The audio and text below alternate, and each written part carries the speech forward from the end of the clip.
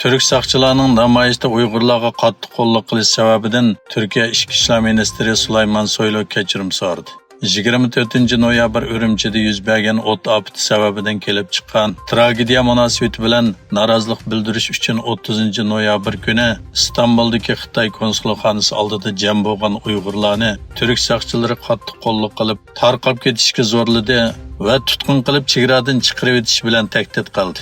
Sulaymon Soylu bayonotida saqchilarning bexatarlikni qo'g'dash jarayonida eg'izdan chiqqan ba'zi ifodalar maqsaddan olqib ketibdi degan va bu ko'ngilsiz voqea ustidan tekshirish elib berish boshlanganligini bildirgan.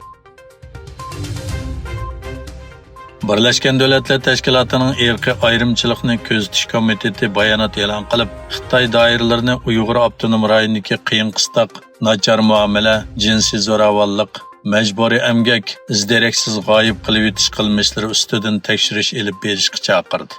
Shundaqla lager yoki boshqa tutib turish o'rinlaridagi erkinligidan xohlagancha mahrum qilingan barliq tutqunlarni darhol qo'yib berishga chaqirgan.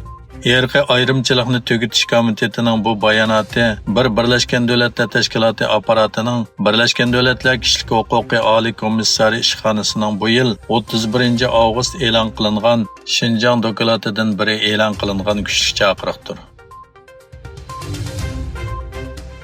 Xalqaro taratqulardagi uchurlarga qaraganda Xitoy Kompartiyasi va davlatining sobiq raisi Jiang Zemin 96 yoshida o'lgan.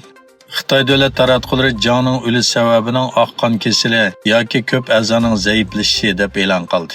1993 yildan 2003 yilgacha Xitoy raisi bo'lgan Jiang Zemin 1989 yildagi Tiananmen maydoni qirg'inchiligida to'kpi ko'rsatib, hokimiyat beshiga chiqqan.